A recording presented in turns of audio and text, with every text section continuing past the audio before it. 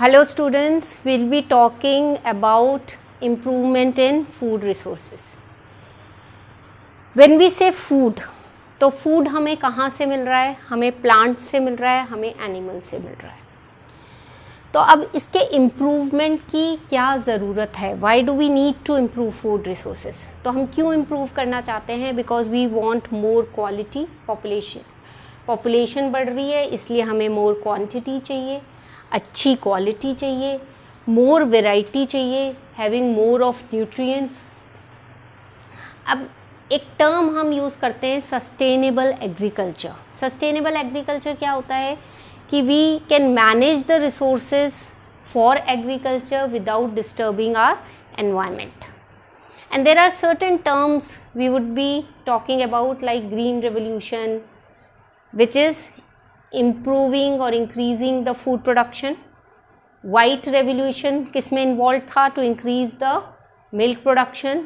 Yellow revolution was for increasing the production of the oil, and blue revolution was to increase the fish production. अब हम बात करते हैं types of crops की. जब हम टाइप्स ऑफ क्रॉप की बात करते हैं तो जनरली हम दो तरह के क्रॉप्स की बात करते हैं. One is the food crops and other is the fodder crops. Food crops जो हम जनरली खाने के लिए यूज़ करते हैं, जैसे वीट हो गया, राइस हो गया, ऑयल सीड्स, वेजिटेबल्स, फ्रूट्स. जो हमें राइस एंड वीट की बात करें तो क्या दे रहे हैं? हमें कार्बोहाइड्रेट दे रहे हैं. ऑयल सीड से हमें क्या मिल रहा है? फैट मिल रहा है.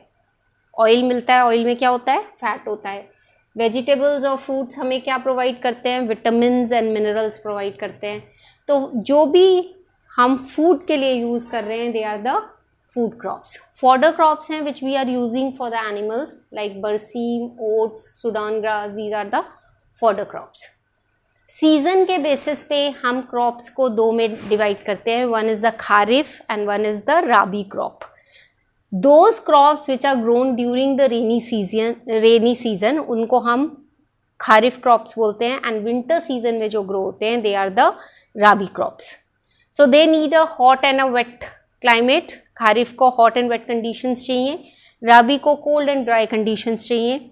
It is grown between June to October, whereas rabi is grown between November to अप्रैल.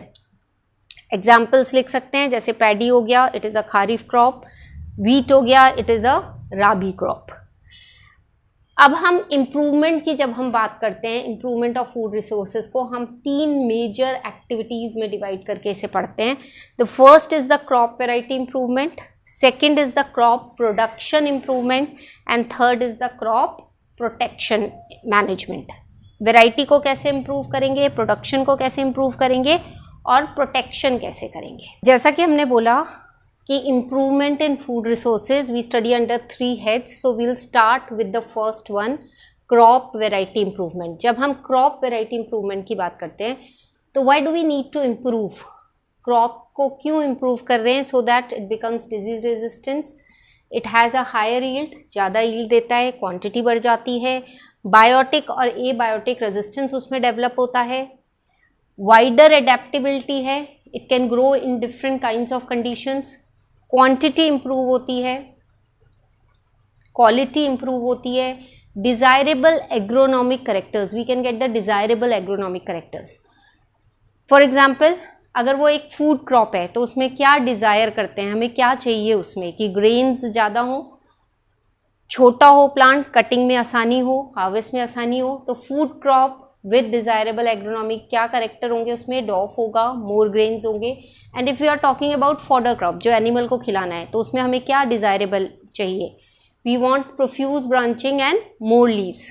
तो यहाँ आपको ये क्वेश्चन आ सकता है, what are the desirable agronomic characters in a food crop. तो what are the desirable agronomic character? It should be small और dwarf in size and should produce more grains. What are the desirable agronomic characters in a fodder plant? It should have more leaves and profuse branching. अब ये जो variety improvement है हम दो method से कर सकते हैं. One is hybridization and another is genetic manipulation. Hybridization में क्या करते हैं? हम दो plant choose करते हैं having the desirable character.